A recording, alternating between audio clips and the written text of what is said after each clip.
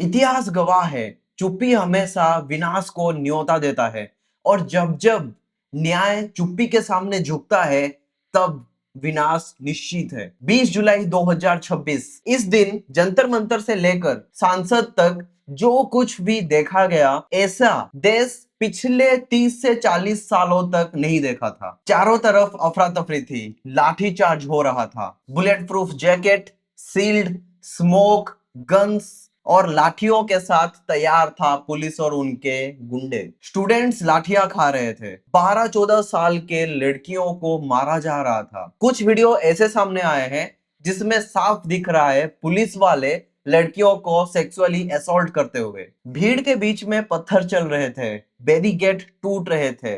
ऐसा लग रहा था मानो श्रीलंका, नेपाल और बांग्लादेश के नजारे सामने हो। लगता है लोगों को समझने में थोड़ा टाइम लग ही गया कि संसद का रास्ता इन्हीं सड़कों से ही होकर जाता है। यह बहुत गर्व की बात है कि जो नया सांसद बना है उसके दीवारें बहुत ही ज्यादा बड़े हैं, लेकिन इतना भी बड़ा नहीं होना चाहिए कि वहां पे जो लोग हैं उन्हें सुनाई ही ना दे कि बाहर की दुनिया में क्या चल रहा है, लोग उन तक क्या आवाज पहुंचाने की कोशिश कर रहे हैं। क्योंकि अब तक तो यही लग रहा है कि उन तक बात पहुंच नहीं पा रहा है।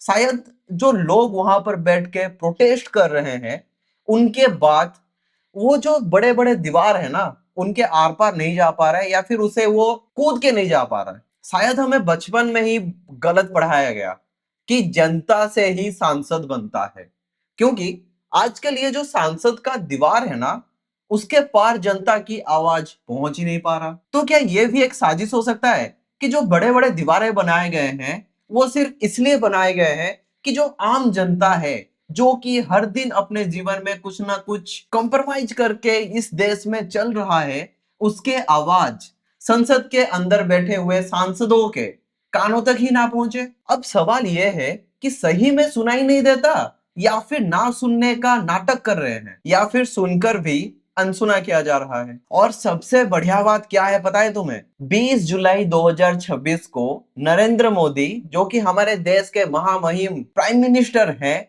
संसद भवन में मौजूद थे। वो चाहते तो इस मुद्दे पर बात कर सकते थे, लेकिन नहीं, उन्हें तो राहुल गांधी का मजाक उड़ाना था।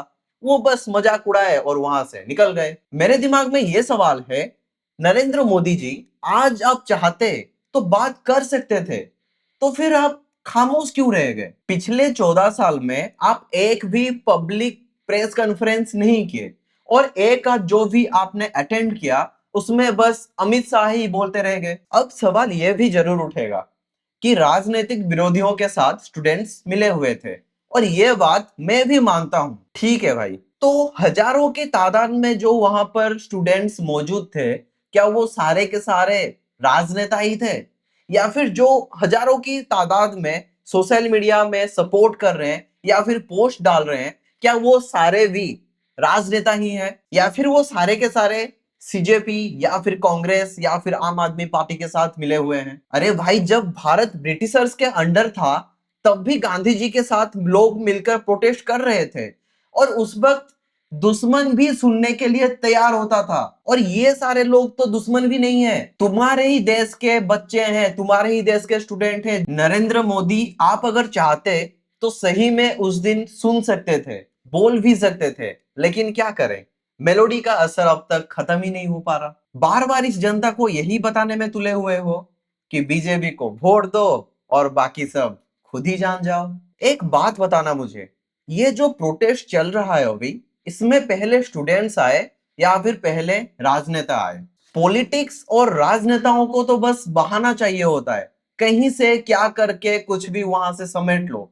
बस ऐसे ही राजनेताओं को यहाँ पे भी कुछ चांस मिला और वो समेटने में जुट गए। सरकार ये बात कभी भी नहीं समझ सका कि कुछ वक्त बैठकर बात करने से जो कुछ हासिल किया जा सकता था, क्या वो लाखों रुपए खर्च करके स्टूडेंट्स के ऊपर लाठियां बरसाने से वो सारे चीजें हासिल हो गया? मेरे हिसाब से गवर्नमेंट को ना ये बातचीत, ये सारे चीजें ना कुछ ज्यादा ही महंगा फील होता है। अब सवाल तो हर एक सरकार को किया जाता है, उंगली तो हर एक सरकार के ऊपर उठाया जाता है, लेकिन एक सवाल का जवाबदेही ना होना, ये तो भाई बहुत ही ज्यादा चिंताजनक बात है। और सवाल किससे किया जा रहा है?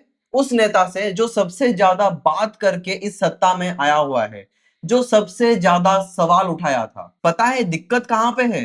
जिस नेता को हम सुनेगा बोल के सत्ता में लाए थे, वही अभी अनसुना कर रहा है। विरोधियों का बात तो छोड़ ही दो, अब उन लोगों को ही लो जो कि सरकार के समर्थन में थे। अब उनके भी दिल में यही सवाल जरूर उठ रहा है कि हाँ, मोदी जी चाहते तो सुन सकते थे, आखिर मोदी जी सुनने के लिए तैयार क्यों नहीं हुए? वो चाहते तो बातचीत कर ही सकते थे। एक बात बताओ, जिस पीएम को हम मनमोहन सिंह बोलकर क्रिटिसाइज करते थे या फिर मजाक उड़ाया करते थे क्योंकि 2G कोयला और कॉमनवेल्थ के टाइम का घोटाले को लेकर वो हर वक्त चुप रहा करते थे, और पूरा देश यही सवाल कर रहा था मनमोहन सिंह या फिर पीएम ये सारे मुद्दे के ऊपर बात क्यों नहीं कर रहे? आखिर पीएम कुछ बोलते क्यों नहीं? और आज भी यही हो रहा है। पूरा दुनिया पूछ रहा है कि पीएम सुनने के लिए तैयार क्यों नहीं है? जब वो सुनेंगे ही नहीं तो बोलेंगे क्या? अब एक छोटा सा लिस्ट बता रहा हूं। धर्मेंद्र प्रधान का बेटा यूएस में, निर्मला सीतारमन की बेटी यूएस में, ज्योतिराज सिंधिया की बेटा यूएस में, जयशंकर का बेटा यूके में, स्मृति ईरानी का बेटा यूके में, पीयूष गोयल का बेटा सिंगापुर में, अनुराग ठाकुर का बेटा कनाडा में, निशिकांत दुबे का बेटा स्कॉटलैंड में। क्या ही जरूरत है एजुकेशन मिनिस्टर को एजुकेशन ठीक करने का? क्या ही जरूरत है इस्तीफा देने का? और सरकार भला तुम लोगों को क्यों सुने? तुम में से कोई पैदा होने के टाइम मुंह में सोने का चम्मच लेकर पैदा हुए थे क्या? कॉकरोच हो तुम सारे, पैरों के तले कुचल दिए जाओगे। अच्छा एक बात बताओ, फाइनेंस मिनिस्टर टैक्स को लेकर चिंता क्यों ही करे जबकि उसका खुद का बेटा को इस देश में टैक्स देना ही नहीं पड़ रहा? एक्सटर्नल अफेयर मिनिस्टर क्यों ही चिंता करे जबकि उसका खुद का ही बेटा एक्सटर्नल है? परिवहन और पेट्रोलियम मिनिस्टर तुम्हारा बात क्यों ही सुने जबकि उनके ही नालायक पूरे देश को गन्ना चुसवा रहे हैं? और उसके बाद अगर आप सवाल पूछो तो आप हो जाते हैं एंटी नेशनल।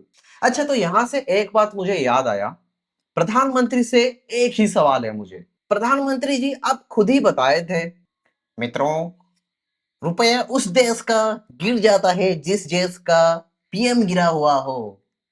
और हाँ, रुपया गिरते ही जा रहा है। तो आपसे विनती है कि थोड़ा गिरना कम ही कर दीजिए, क्योंकि उन नेताओं को तो बिल्कुल ही पता नहीं है जो लोग संसद भवन में बैठकर आराम से वहां का भोज का आनंद ले रहे हैं। क्योंकि उन नेताओं को तो पता ही नहीं है कि आजकल पेट्रोल का क्या कीमत है, क्योंकि उनके जेब में से तो वो कभी पेट्रोल डलवाते ही नहीं। रोड का तो टेंशन ही नहीं है क्योंकि उन्हें कभी भी टोल टैक्स देना ही नहीं पड़ता। अरे अरे, ऐसा क्या बात बोल रहा है भाई तू? भाई एम्बुलेंस का भी तो टोल टैक्स नहीं लिया जाता। अब इतना तो समझ आ ही गया होगा कि ये जो लोग हैं ना, ये एम्बुलेंस से भी ज्यादा इमरजेंसी है। तो ये जो पूरा बात है ना भाई, ये शुरुआत हुआ था नीट के पेपर लीक से, जहां पर लाखों की तादाद में जो एस्पिरेंट्स थे उनका ड्रीम्स तो वहां पर कुचला गया। उसके साथ साथ बहुत सारे बच्चे अपना जान भी गंवाए। इसे लेकर हुआ बहुत सारे वाद विवाद, बहुत सारे टीचर्स सामने आए, लेकिन ये जो पूरा सिस्टम है ना, उसका एक ही स्ट्रेटेजी है, बस मीडिया के थ्रू लोगों के बीच में वहम फैलाओ और उन लोगों को दबाने की कोशिश करो जो आगे आकर कुछ करना चाहते हैं। और कुछ महान रिपोर्टर आए और वो पूरी तरीके से धज्जियां उड़ा दिए उन टीचर्स का जो अपने स्टूडेंट्स के लिए जान देने के लिए तैयार हैं। फिर क्या, ये बात जा पहुंचा सुप्रीम कोर्ट पर, और वहां पर जज क्या बोले कि ये सारे तो नालायक है, ये सारे तो देश के लिए ककरोच है। और वहां से पैदा हुआ ककरोच जनता पार्टी का सीजेपी।